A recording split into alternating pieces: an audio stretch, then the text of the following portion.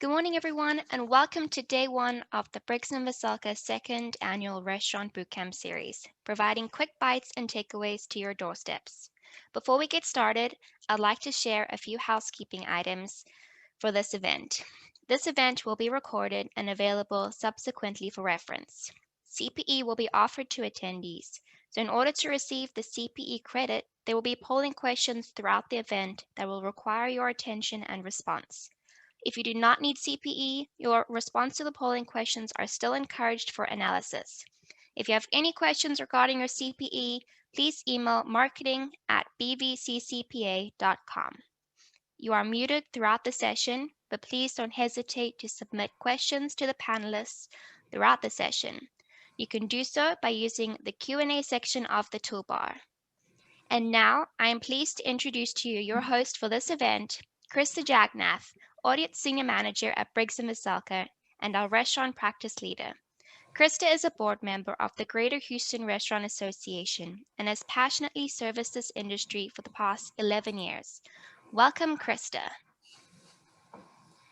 All right, well, good morning and welcome everyone to the second annual Restaurant Bootcamp. For those of you who attended our event last year at our Houston office, a little bit of a different setup this year. And so while we are saddened that we couldn't have you all at our Briggs & Veselka home, our hopes were to instead deliver this 3-course menu to your doorsteps. For our newcomers, we welcome you and hope that you find this event very beneficial. The purpose of this event is to assist operators with staying up to speed with the various changes in the industry and provide the resources and support to navigate through this next year. As a quick overview of the industry, the restaurant industry accounted for $70 billion in revenues and 1.4 million of employment in the state of Texas.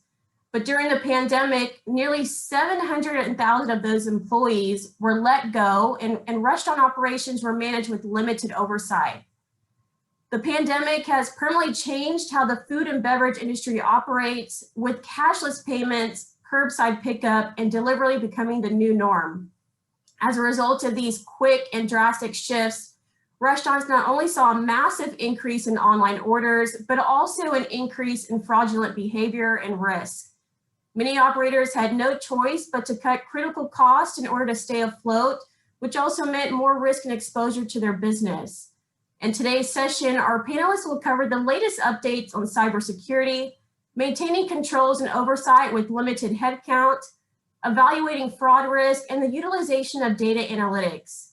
As a reminder to our audience, if you have any questions for our panelists, we encourage your participation by submitting your questions into the Q&A box.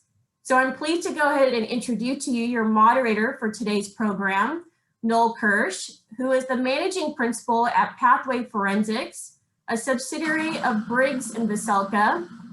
Noel has over 15 years of experience in conducting digital forensic acquisitions and data analysis on a variety of legal cases.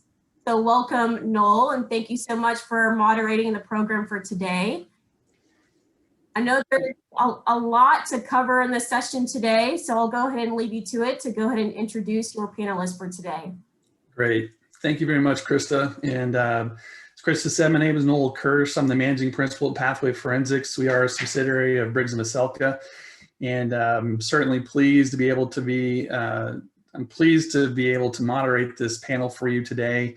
I'm hoping that what your takeaways from this are that you'll find some ways to handle the increased risks with the reduced headcount that's resulted from COVID, and be able to identify some key processes that you should keep on your radar to limit your risk and cost. So we've assembled an expert panel covering a variety of business operational functions today. So with that, I'm going to introduce the 3 panelists today, starting off with Rubik Yerazarian. Rubik is a principal with Briggs & Veselka. When he's not dying and dashboarding as our data analytics practice leader, Rubik computes economic damages and litigation support matters and quantifies fraudulent activity in forensic matters. As a fun fact, Rubik worked at Burger King for 5 whole weeks during the summer of 2005. So I'm sure he has a very impressive collection of paper crowns at home, don't you, Rubik? Yep, best 5 weeks of my life, Noel. All righty. And next we've got Mike Tripkosh. Mike is the director of cybersecurity with Pathway Forensics. He has extensive experience in client management, security software implementation, risk management and auditing, business impact analysis, system applications, business continuity and disaster recovery, and governance and compliance. Mike has worked in the IT space for over 30 years, with the last 15 focused exclusively on information and cybersecurity. So Mike, welcome to the panel, sir. Thank you, Noel. And finally, I saved the most difficult last name to pronounce till last, but Kevin Stewart is an advisory principal in client accounting services practice leader with Briggs & Veselka. Kevin brings 20 years of experience turning around and building accounting and finance teams to remediate failures, stabilize an owl, and create environments to support growth in a wide range of industries. So Kevin, welcome to the panel, sir. Thank you, Noel. You bet. So I've got several questions here, and just encourage the conversation to kind of flow as it flows. Again, as Krista said, you do have the opportunity of submitting questions to the panelists at any point. So we certainly would invite those questions. This panel discussion really is assembled to benefit you. So if you have questions that you feel like you'd like to have answered that aren't being asked by me, then please, by all means, put those into the Q&A chat feature down the bottom of the screen, and I'd be happy to read those to the panelists and get an answer for you. So chances are, if you have a question, there's somebody else that's watching that probably also has the same question. So again, just certainly do encourage those questions from you if you do have any. So Mike, I'd like to start with you first, sir. COVID has had an impact on nearly every part of our lives. Has the speed at which COVID impacted businesses increased the cybersecurity risks companies are facing today? Well, absolutely. The mass migration to a touchless or remote environment is a scenario that your bad actors could only dream about prior to COVID. Today's world is a social engineering target-rich environment. Your bad actors are taking advantage of the chaotic state and the fear that's been caused by COVID. So many organizations have rapidly deployed QR codes, for example. And in a recent Mobile Iron survey, 64% of the respondents indicated that QR codes are going to make their life easier. Of that 64%, 51% of them couldn't tell if and didn't know if they had security software installed on their mobile devices, whether it's their smartphones or their laptops. So already we've got a problem. Mm-hmm. Yeah, it's kind of the whiplash effect of COVID kind of caused everybody that especially in this context, restaurant owners that aren't necessarily thinking about IT things day to day. Now they're forced to quickly adapt to the changing environment and adopt technologies that maybe they weren't necessarily familiar with before COVID. But here you go, you gotta figure it out quickly, and that does present some risk for some restaurant owners, doesn't it, Mike? Absolutely. I mean, that's a great question. And kind of to dovetail to the previous question, you're exactly right. Many organizations have had to rapidly deploy solutions, and the customers have had to rapidly adjust. And so kind of the train wreck that you see right there is that you've got individuals that normally would like to take it slow and learn the ins and outs of a technology before they start using it. But, so-and-so told them that, we use the QR codes or do the remote ordering. And what so-and-so didn't tell them was that, the proper ways to secure that. And so, it's, I don't know, it's, the credit card information that's being moved around, your QR codes. One of the vulnerabilities that QR codes have is that you could have an attacker what you're going to see is them attacking the marketing organizations or the restaurants, but they're not after the data. What they're after then is, if they're using QR codes, where are they stored? They'll manipulate a QR code, and everybody's seen them. You can't tell if that's been manipulated. It just looks like some type of an image. So it could redirect you to a malicious website, or a lot of people don't know that a QR code can initiate a phone call. It can initiate a text. It can send an email. People don't understand the capabilities of QR codes like they should. And in the rapidly deployed environment, misconfigurations are what these bad actors are looking for. Yeah. So, I mean, there's just a plethora of things that folks need to, if you have to rapidly deploy it, at some point take a step back and start looking at what the impact of that has to your organization, and then slowly start to implement those controls if you didn't do it up front. But the configuration of all of your software, of all of your new technology, that's critical. Yeah. It's the bad actors are always out there, always looking for any area to exploit. So, Kevin, I'm going to turn the conversation toward you, sir, on as a result of the pandemic and cutting costs, many businesses were faced with the challenge of determining what functions to in-house versus outsource. What are your thoughts on this and the risks involved? Sure, and when we think of accounting, I think sometimes we think of bookkeeping and numbers, and there is an aspect to that. But I do think when you have a good, when you do have a good controllership function, and that could be insourced or outsourced, it could be that you doing it as an owner, proprietor, or having somebody else do it. I think a lot of what we do is really risk assessment, right? So we're taking the numbers that are coming in, the receipts, the payments, all that together, and we're looking at, where are you making the most money? Where are you struggling? What are some things that you should be aware of? And then on top of that, with POS systems and with mobile apps, it's what we can provide is a little bit of an insight around, these are your risk areas. We want to be careful with credit cards, and we want to be careful with reward programs and what information we are collecting. And I think sometimes what we do is we put a lot of trust in the software company providers who do these things, but maybe that trust is misapplied, right? And so the other steps need to be taken in place, because there's not much worse than you being the source as a restaurant, that your location being a source of fraud, right? And that impacts the intent of people kind of coming back. So when it comes to outsourcing or insourcing, or where you should be cutting costs, I do believe what we see from an outsourcing side, from bookkeeping / controller services, rather than hiring one individual, what you can have is a team of individuals supporting you for a portion of the cost. And what we tend to find is, and it's not just Briggs & Veselka, it's others as well, is that outsourcing cost generally represents 60 to 75% of what it would cost to hire somebody full time. The other piece of that is, you can just do it yourself. And I think in some instances, I would probably recommend that.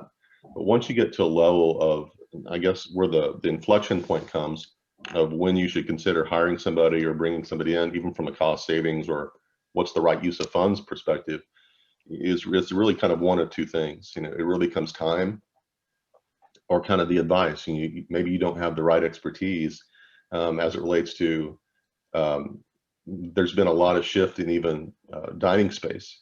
So it doesn't make sense to invest your time or your resources into changing that real estate a little bit, right, for delivery, and making delivery a little bit faster and better, versus using up 80% of your space for dining room space. So somebody could assist you in kind of evaluating that and looking at it. Maybe it is expansion to more patio space, to be outside and be free with that. It's looking at that capital spend and assisting you in that. So there may be some expertise there that you maybe don't have in your back pocket to do that. So that would be an instance of maybe you do need a little bit of assistance, even on a part-time basis. Secondarily, from a time perspective, as a restaurant owner, a lot of your time should be going into, I believe, marketing, getting your information out. It's finding better processes of how do we deliver, get food out faster, better quality, all those things. And then it's just kind of around the business itself. And so if you believe or see that your time is being taken away because of all these other challenges, you're focusing your attention, your mind on, we'll say, these non-value add areas. When I say non-value add, accounting, but it's not core to your business. If you're not focusing on the core of your business, Yep. and your time is being taken away from the accounting piece of it, or vice versa, right? That may be the time I need to engage somebody. And even if that cost, whatever that cost is, $1,000, $2,000, $3,000 a month, depending on the size of your business, what it may do is that may free up more time for you to do the things that you need to do, right? Which is grow your business, survive, those types of things. And so those are some things to consider, which would be your time, expertise, and really just kind of where your business is and how you're trying to grow or survive. Yeah, this COVID world we're in, I mean, with the impact that it's had on revenues across the spectrum of businesses, including, of course, restaurants. I mean, every overhead dollar, like you said, where you're focused not on generating revenue, but just kind of on taking care of back office type things has an impact. So any cuts in those overhead areas, keeping the financials updated and things like that is a dollar added basically to the bottom line. And I'd say with that, a lot of banks are sensitive. They're trying to be cooperative, but at the same time, they need information by which, if you have a line of credit or if you have some other debt, they're wanting to know the health of the business because of their own risk. And so even in those conversations with the banks, having somebody in your corner to help guide you through those things, help guide you through it, that is in essence a value add, but it may not be right up the line of, it may not be what you do on a daily basis. Right. That may be a thought process as well. Because investors, people with cash into your business, they need to know and they want to know. Like right after the COVID hit and the PPP loans were out there, so much was happening so fast all at once. All these changes were happening. It was kind of undefined as far as what the full impact to these businesses was going to be. But then you also have this PPP loan opportunity out there. And I remember that Briggs & Veselka was helping a lot of companies with getting PPP loans lined up. And so that may be an area that, outsourcing or at least bringing in a company to help with that whole PPP loan process. And now the PPP loan forgiveness would have definitely benefited restaurant owners and allowed them to just, again, focus on all the rapid changes that were happening to their business, but then getting the benefits that are available to businesses that the government was offering. And there was a lot of rapid changes on that PPP and grants by the state and the city and the county and whatever else, and being able to access those funds. And it seems like they were going away as fast as toilet paper on the shelves at Walmart, right? They just weren't there. Mm-hmm. They're going in quickly. And so now with restaurants, specifically with the PPP, there wasn't enough time, right? Initially it was 8 weeks. Well, is the business really, if you've been without any activity for 8 weeks, does it make sense to give all that money to your employees when you can't even make rent? Right. And so then they expanded it to, I believe it was 24. And so then maybe there is enough time, but there's been some restaurants who haven't quite made it. And so on the back end of that, because of likely cuts in time, hours, full-time equivalent people, which is a big impact on that calculation and forgiveness. We have assisted hundreds of clients on a consultative basis and dozens of clients on assisting on the forgiveness process. That FTE calc, the full-time equivalent calc, is impacting a lot of folks. And so having somebody in your corner, not just Briggs, just an expert, coming in to assist in that process, it may be a minor cost to recover as much as you can from the forgiveness side of it. And so having somebody kick the tires, look at red flags, those types of things, because it has become an area of expertise, which requires some judgment. And because we just really don't know what SBA and or the banks are going to do from a forgiveness side. Yeah, like you said, the rapid changes too at the government level, and they were not insulated from the rapid changing environment, and so having somebody that was in tune with all that, as a business owner myself, having somebody that was in tune with that and not having to think about that was definitely a big relief for me. So. And again, I think we should have said this at the beginning. This is not a plug for Briggs & Veselka or Pathway Forensics for that matter. This is just saying, in general, finding somebody outside your restaurant to be able to manage that for you would be a good thing to do. So, one more question for you, Kevin. For restaurant owners who have limited personnel overseeing the day-to-day financials, what would you say are the key areas to ensure they maintain oversight regularly? It's really those things that can walk out the door, right? So it's cash, it's inventory, it's those types. So it's focusing your attention on those areas of kind of greatest risk, so cash, inventory, and credit cards, right? If you can lock those down and have comfort with that, just having cash under control is significant. I mean, if nothing else, that's the focus. That's usually the focus of every business owner. If you have cash in the bank, then you feel kind of comfortable. But looking at that, reconciling it, back to what your POS system is saying, is pretty critical on, if not a daily basis, really a weekly basis, and looking at the flow of that information, and then taking that back and comparing it. Every business has a story, and so do your financials, do they accurately portray the story that you think is being told? And so that cash is a big piece of it, inventory is a piece of it, but then separately, the whole margin aspect. Are you making money on the things that you think you're making money on, right? So is the cost of the inventory, the food products that are kind of going into it, you look at delivery costs, you look at everything else that's kind of going on, which dishes are doing the best? And it may be what we found in some instances where business owners think they're making their most money, they're actually making their least money, right? So it's being able to have the right data clean, and that starts with cash and revenues, and then it's kind of really drilling down from there. But the focus really should be on cash initially, inventory, and kind of those basic expenses that kind of flow through the business. Okay. All right. Thank you, sir. I missed the first two, highlighting the first two questions, the survey questions here, but we just had a third question come up. Is your accounting department function in-house or outsourced? So this is a survey question that is for you to answer. So I'll, with that, we'll kind of turn the conversation to Rubik. So Kevin was talking about data and inventory management. I wanted to ask you, we've all heard the term big data, and you being, Mr. Spreadsheet, Mr. Data at Briggs Veselka, what does the term big data actually really mean, and how is it being used in the restaurant industry today? I mean, all big data means is a lot of data. I mean, some people look at it and say, hey, I'm too small for big data. I don't have enough data to be, considered big data. I mean, if you look at restaurants, I mean, that's a spreadsheet nerd like me's dream, because you have so much information. You can chop up so many different ways. You can look at all the tickets within a day, within each ticket, to see who was the server, what time of day was the order, what are each item, what are the combinations of items ordered, and then that's even before getting into voids. Let me look at, how many times was this item voided, that item voided.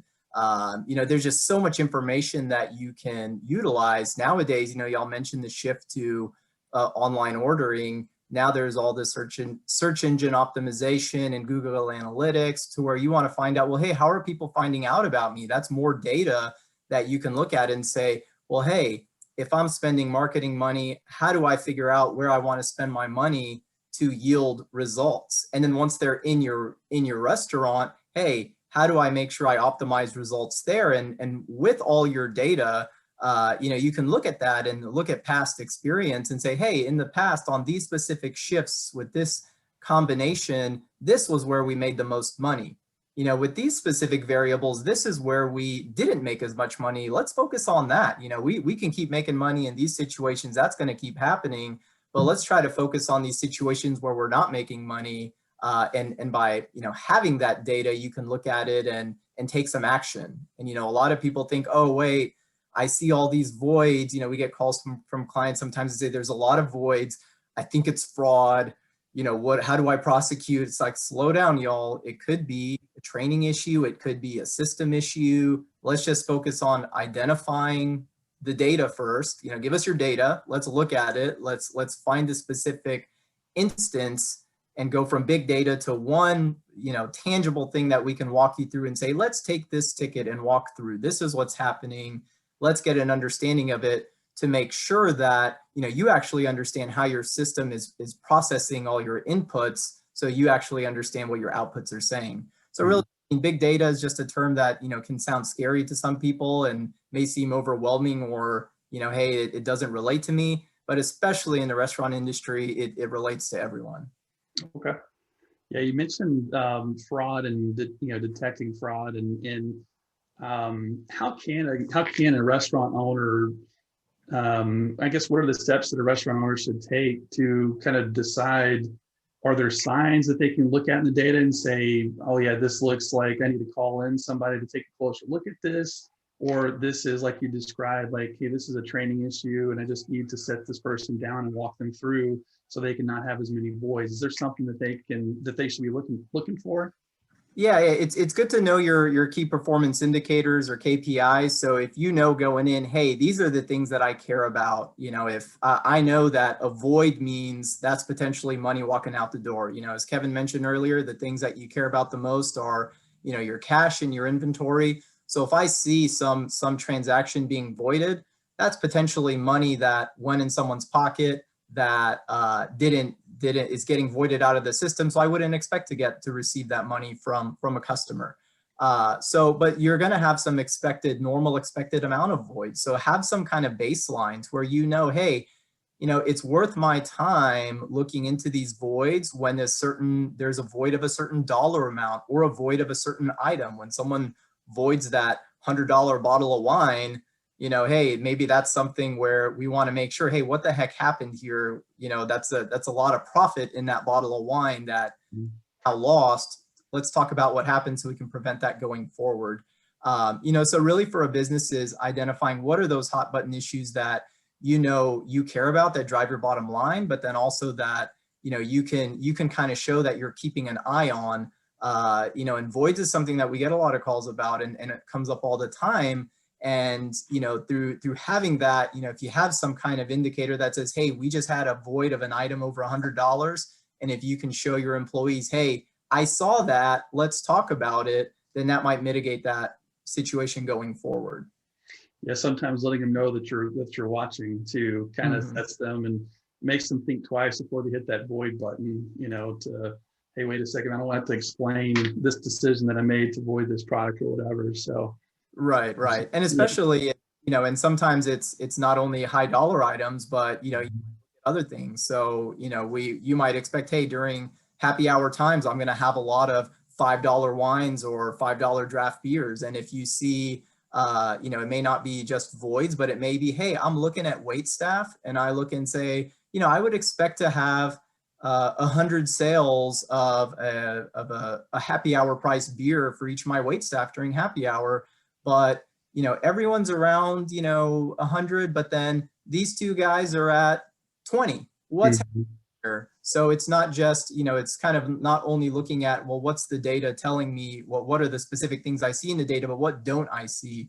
So if you don't see some voids, you can do a lot of comparative analysis there to also let your employees know, hey, what's going on here? Are you, you know, is something wrong? Are you not familiar with the menu? You know, do something to help train you better so you can, you know, sell these items for us, because, you know, this is a time that, you know, explaining to your employees, this is where we make a lot of our money. We have this pricing here. We have this happy hour menu. Can you tell me what's going on so we can try to increase that going forward? And the beauty of having a handle all that data is that within the next day, within the next shift, within the next week, you can also monitor it and say, all right, cool, we're getting better. All right, we're making progress. Let me kind of get hands off now. It seems like the situation has been addressed and is getting better.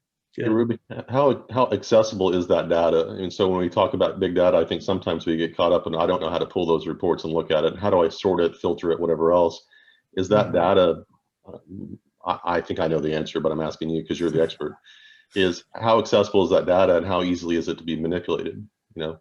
Yeah, well, now it's in the cloud, so, you know, anyone can get it. But, you know, really anyone who uses a point of sale system, you know, a lot of them are cloud-based now, so you'll be able to get some kind of live data feed into some kind of dashboarding tool to enable real-time access to that information. So that's what's really great about it. You know, we've had situations where, I know we've had one matter a couple of years ago where we had Pathway go in to try to plug directly into someone's machine because they weren't cloud-based. To try to, you know, use digital forensics to pull all that information out. That was a really one-off situation because they were trying to get, you know, they called us in and said, we think something's going on. We want you to look at 5 years of historical data.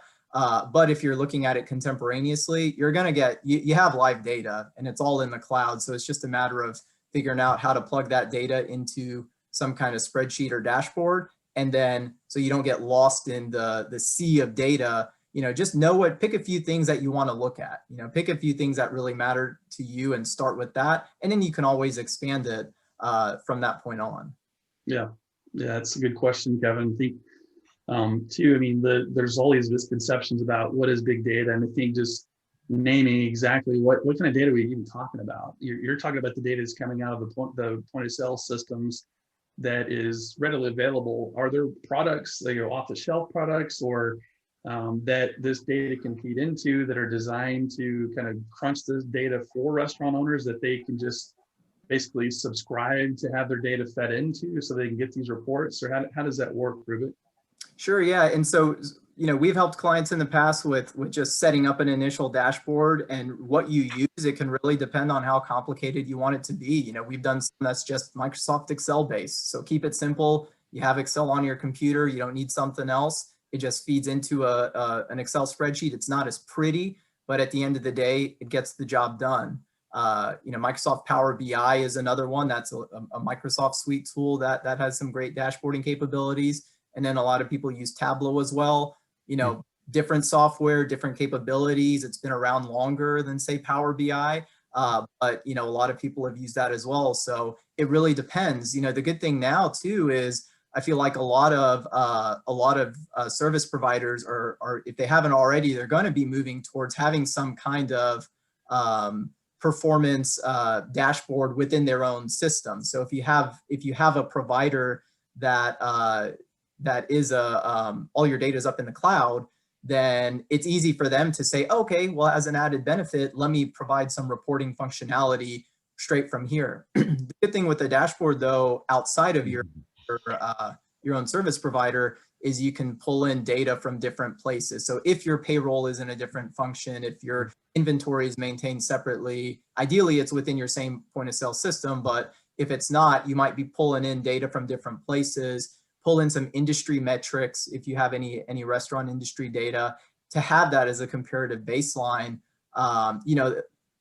That just enables you to have a one-stop shop then that you go to view all that information. With that, Rubik, too, on the accounting side, because I love accounting, I've got a passion for accounting, and the cloud, if that's the right thing you said. Sure. So, even like a QuickBooks Online or QuickBooks Online Advanced and then a Sage Intacct are very good tools to use. And as that POS system is feeding into it, both of those systems have dashboards that you could use to kind of, and it's not perfect by any means, but if you structure the data right and it flows into there, it can give you the full picture. So it can give you kind of the operational stuff, right? Because there's fields to do in both of those, QBOA and QuickBooks Online, and then also in Sage Intacct and other systems as well. Those are the two that we're most familiar with. When they feed into there, you kind of have this all-in-one system of evaluation, right? And you have those dashboards set up at any point in time you can look at, and it's mostly live. And you can look at prior day's activity to see kind of what's mucked up or messed up, or what changes need to be made.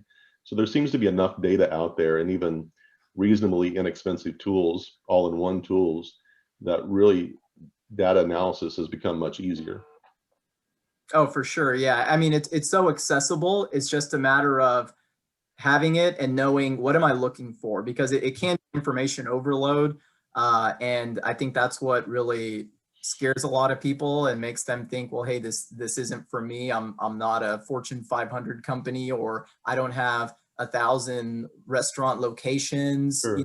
At the end of the day, even if you're one location with a 10-item menu, you're going to have a lot of data points there, within 1 day, within a week, a month, a year, that you could look at and help you make some more informed decisions on what to do going forward, with your company. Well, I think even narrowing it down to like 3 to 5 KPIs, right? So 3 to 5 measurement tools, this is telling me the health of my business very quickly, and maybe you dive down from there, but it's just identifying those 3 to 5 things that really matter the most to you. Mm-hmm. Excellent. Well, it's funny with dashboards. I'll see a lot of standard things where people say, hey, I got to see the current ratio. For me, the last time I saw the current ratio was in some accounting CPA exam, grad school. Yeah, CPA exam maybe, or I skipped over that question. Who knows? But I don't know. I've never talked to anyone that says, man, that's a good looking current ratio. I know what I'm going to do now, you know, so it's just so many other things that are going to be more helpful for you to actually look at and do something with. Yeah, data is definitely, and I mean, technology in general has brought things a lot further along than the current ratio. Even I know what the current ratio is. I'm a data guy, so that's pretty far back there. So the second poll question is, what platform do you use for dashboarding? So there's a few options there for you to answer. Provide some feedback on what platform you're using for dashboarding. So Mike, I'm gonna bring you back to the conversation. We've been having a lot of discussion about data. And one of the challenges that restaurants are facing now is the pandemic has forced them to not only ensure the safety of its employees and customers, but many restaurants have transitioned to a cashless operation, which increased the amount of credit card transactions and online payments. So what can restaurant owners do to ensure not just the physical safety of its customers and employees, but also customer data and privacy? So a lot of the things that you can do, like folks use their mobile phones, okay? And as Kevin had mentioned, the customer loyalty programs. So those both are attack vectors that the bad actors are going to utilize to try to compromise the data. And what we can do is with your mobile devices, you know, a lot of folks, they don't want to put your antivirus software on their phones, and they really don't need that if they'll just follow a couple pieces of advice that I wouldn't. Don't mess with your standard security settings unless you really know what you're doing. For example, your Android phones, when you download apps from Android, if you have unknown sources enabled, that's a big security risk, and it comes disabled as a factory default. And so leave it alone. The other thing that I would tell folks is, you always hear people talk about bricking their phones or rooting their phones, and what that means is they've taken the layer away that separates them from the operating system, and it kind of gives them the all-encompassing power to make configuration changes. There's that word configuration again. Mm-hmm. If you don't know what you're doing, stay away from it, because what you end up doing is opening up huge holes in the phone that attackers can compromise. And then when you go to do the mobile transactions, they can siphon off data that comes from there. As far as your credit card information, loyalty programs, if these attackers get into the restaurant, and I guess I'll shift over towards not just the restaurant itself, but the organization.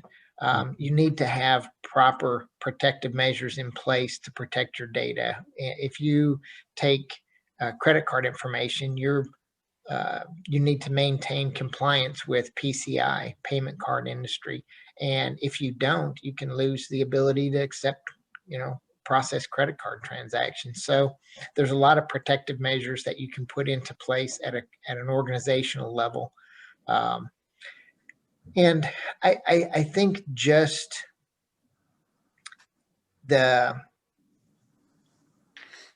basically what you want to do is you want to ensure that you conduct risk assessments on a regular basis, and you have what we call good cybersecurity hygiene.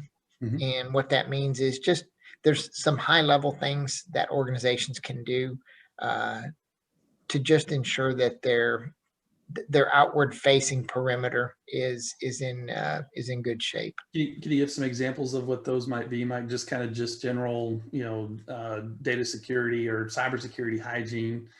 Right. So some of the things that you would want to do is, one, you have to know your data. Mm-hmm. You have to know where your data is at. So often you'll see organizations that have data in places, what we call structured versus unstructured. Unstructured data is an email that you're sending to somebody within the organization that might have credit card information, slips of paper that you have written down credit card information.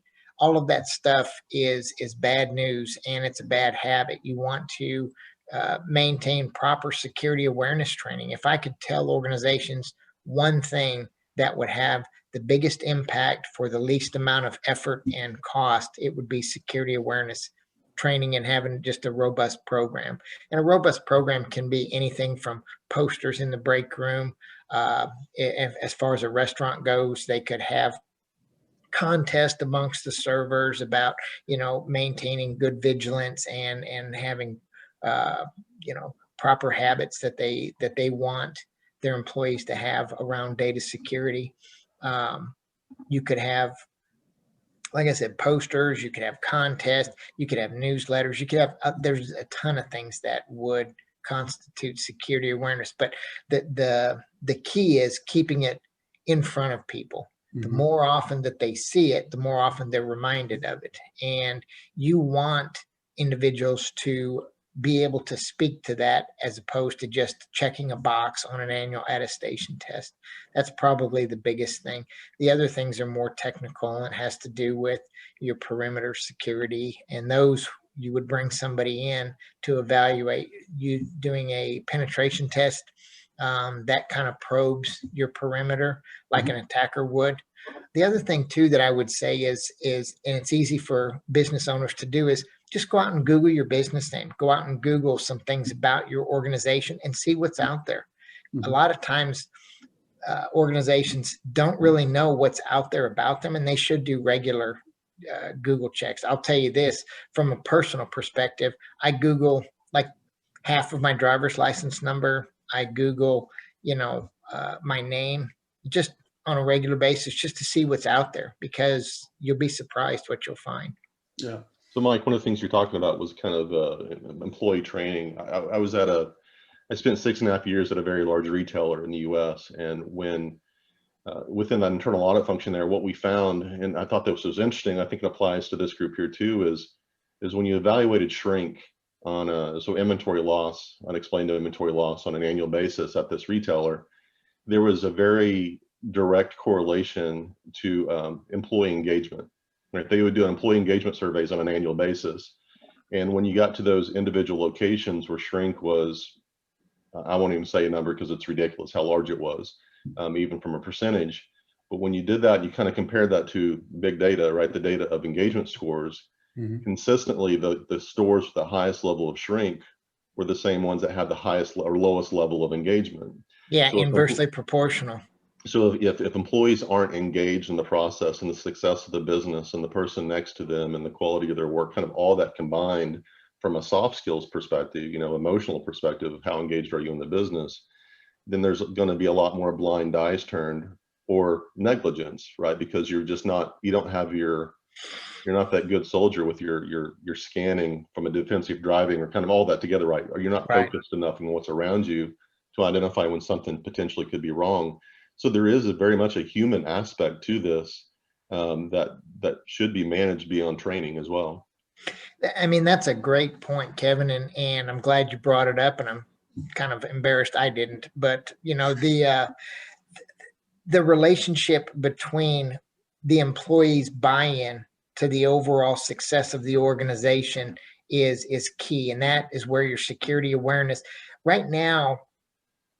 I'll kind of digress a bit. One of the biggest threats we have to all organizations, not just restaurants, is social engineering. Social engineering can take multiple forms. It can be direct, where someone is talking to you, trying to get information from you. It can be indirect, where they call and are trying to talk you out of something over the phone.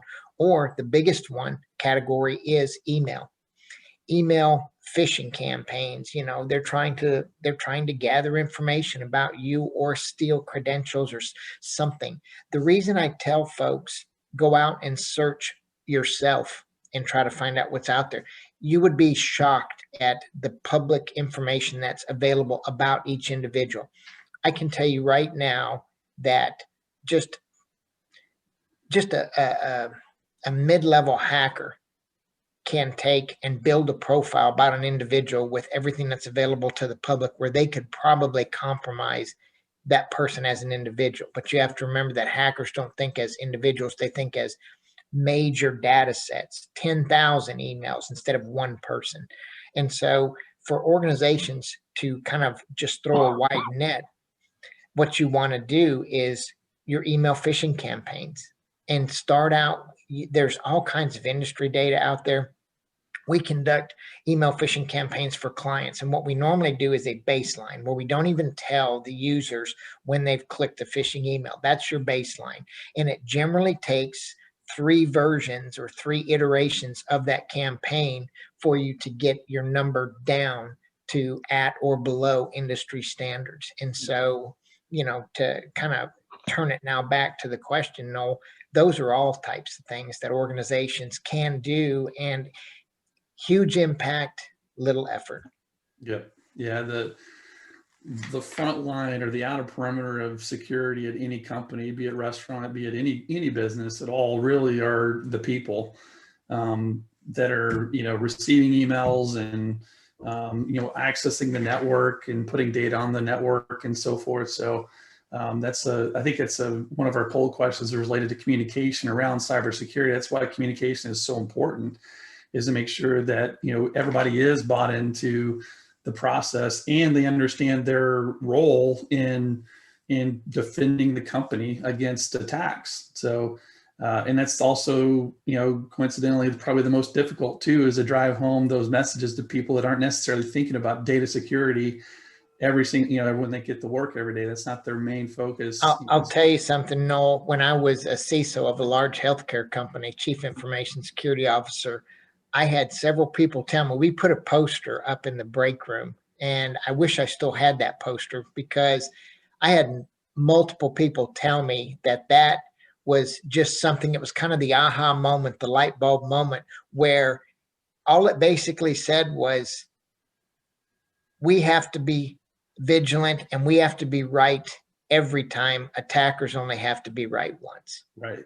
And if you want to really think about that, all the transactions, all the emails, all it takes is one. Yep. And that gives you an idea. And those guys are waiting. They're very patient and they will wait. And if you make that mistake, they will be all over it. The other thing is you need to be prepared, because more than likely you're going to have a mistake made. Yep. So it's not what you do to respond, it's how you respond. Yep.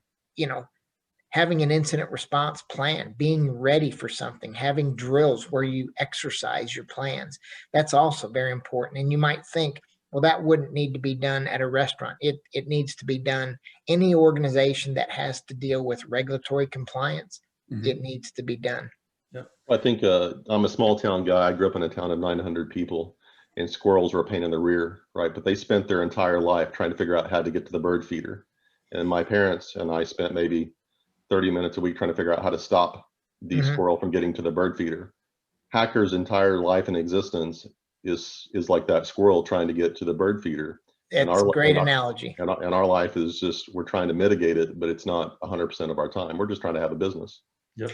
That's why we as individuals will always be behind, because we are in a reactive mode constantly. If you think about it, cybersecurity is not ROI. There's no ROI to it. There's cost avoidance.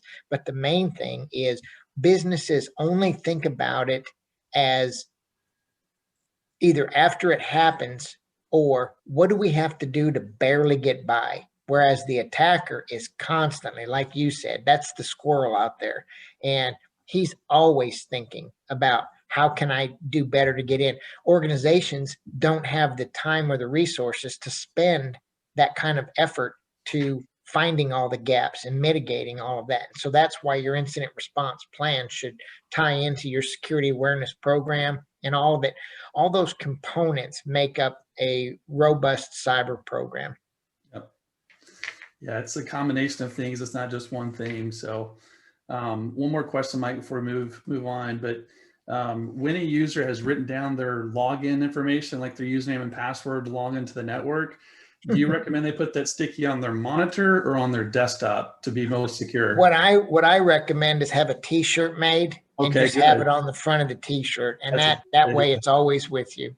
You heard it here first, everybody. So, yeah, I tell you what, I've gone into many businesses to collect data from, to collect a computer for, for an investigation, and seeing, I don't know how many sticky notes just around somewhere, either on the desktop or on the monitor somewhere with their login information. I'm like, we used to do, as part of our internal audit, what we used to do is walk around at night and we'd take all those. Yeah. And then when the folks tried to call in and open up a ticket the next day, granted performance was down, but it sent the message home.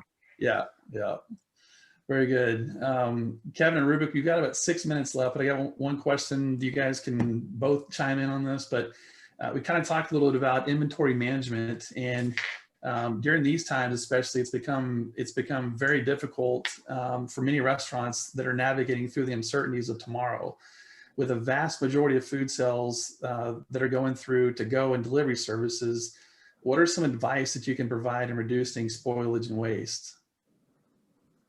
I'm going to let Ruby go first since he's the big data guy. All right. Yes. So I mean, the first step for me is, just make sure on your inventory, how are you maintaining that data? So the more sophisticated setups will have it to where, okay, if I order, a case of tomatoes, that's going to last this many food items. And I can look back and say, hey, this should last me all week if I sell all of these quantities. Mm-hmm. I want to make sure I don't buy more than 7 days worth of tomatoes because they're not going to be in as good a condition, but from day 8 onward, hypothetically. So really, the more that you have, the more you build it on the front end enables you to, cut that spoilage, because you're immediately going to know, hey, here's where I am by day 4. Do I need to order more tomatoes, or do I have way too many? If I have too many tomatoes, maybe I can run a sale on some of my products that have a lot of tomatoes. So in days 5, 6, and 7 of my optimal tomato time, I can make sure I sell those without wasting any of them. But really, through something like a dashboard that enables you to have that live feed of that information, that you stop in the middle of that time period and say, hey, what can I do to avoid this spoilage, rather than waiting until the end of the month, and saying, man, we had to throw away a lot of tomatoes. That sucked. We prevent that going forward. Don't order as many tomatoes, but rather you can use the information if you're tracking it properly within an inventory management system, within your point of sale system, and tying it to actual products. That's going to enable you to take some action rather than just having to wait and see. Yeah, and I think I'd approach it from maybe a couple of different perspectives. I think a lot of what you're talking about is around forecasting, right? So it's taking that historical data, looking forward, looking at temperatures, looking at, historical flow of people, and being able to forecast that information. I think the other piece of it that sometimes maybe we don't think about as much as vendor relationships, right? So is it a need to order something a week in advance? Are those deliveries, could those deliveries be occurring on a daily basis or every other day basis versus once a week or twice, or whatever that number is? I think with the current environment, everybody's trying to stay afloat. And so everybody's trying to work with you. And I think that even goes to beyond inventory, it goes to real estate. Concessions could be made because revenues, the flow of people is down. So then, if they want to maintain, whether they rather get some money in rent or would they prefer to get no money in rent. Mm-hmm. And so those types of things, in addition to vendor relationships, those suppliers, assuming you're not going to the store yourself and buying from Sam's Club or Costco or whomever, right? If you're actually having deliveries in, could you move to more of a just-in-time system, right? Are there vendors out there that have just as good a quality? And Cisco's are great, and Benny Keith's are great, and all those companies are great. But maybe it's a time to reevaluate those vendor relationships to better fit your current need of the business. Right. And at the same time, we've seen some restaurants reevaluating their menus. Everyone's really sad that Taco Bell's trying to get rid of that Mexican pizza. I forget. It goes to Taco Bell. I mean, that question that in itself. So I'm going to go right now after this this call's over, Kevin. So, but I mean, it's something where people were really outraged about. But if it makes sense from their perspective of, man, this is the only item that we have this inventory item on, let's cut it because this is going to save us so much in the long run. So really condensing that menu and and making sure that you're not overcomplicating it, especially during these more uncertain times, you know, that may make it easier as well. But then it comes down to knowing what are all the specific items that go into each product that I'm selling, to where that way you can make that kind of determination and decision. Cool. We have one question from the audience, and I'll got a minute and a half left. So Rubik, I'm gonna direct this to you. What is the first thing to do when you suspect fraudulent activity? This is going to shock you, but get your data. So if someone sees something they think is fraudulent, it's because of one of those key performance indicators they're looking at. They see some kind of blip and they say, I think something's going on. But for something to be fraudulent, it has to be an intentional act by someone to benefit themselves. So you need to know, hey, this is the person that did it. And, you know, one, I need to be able to tie to who did it. And two, I need to figure out, is this intentional? Can I look at the data or give this data to someone to look at to find some kind of pattern where if they stick it in front of a judge and jury, that judge and jury will say, oh yeah, this is really different. This is really weird.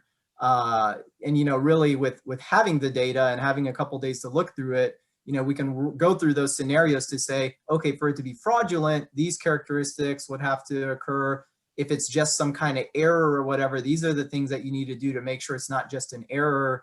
And then, so if we've ruled out it's just an error or mistake, we really think it's fraudulent and we can pinpoint it to this individual, then here's what you can do going forward. And then, you know, you can decide. But really it starts with having that data to where you can have someone really validate that concern of fraud first. I would say, kind of adding on to that, Rubik, you know, you talk about whether it's an error, whether it's fraud, you know, from my perspective, I don't know that it matters necessarily, right? Because in gross incompetence versus fraudulence, you kind of get to the same place. There's a breakdown in controls.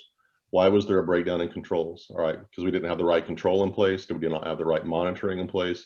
And so whether it's fraud or whether it's a mistake, I think what you need to do once you kind of get through it and assess, is there litigation involved? Is there some sort of recovery insurance wise? I think it becomes, all right, what measures do we need to put in place? And it doesn't have to be draconian. It could just be a manual looking at something on a daily basis, a report, a KPI, something to identify when a control breaks down, why? Why specifically, why? How can you measure that specifically? And so again, fraud, gross incompetence, breakdown, whatever it is, you should, I think that's a good gut check to evaluate your processes as far as why it happened. Yeah. Yep. Well, panelists, we have exhausted our time today. I thank each of you very much for your time. Hopefully everybody got something out of this discussion today. And Krista, I'm going to turn it back over to you.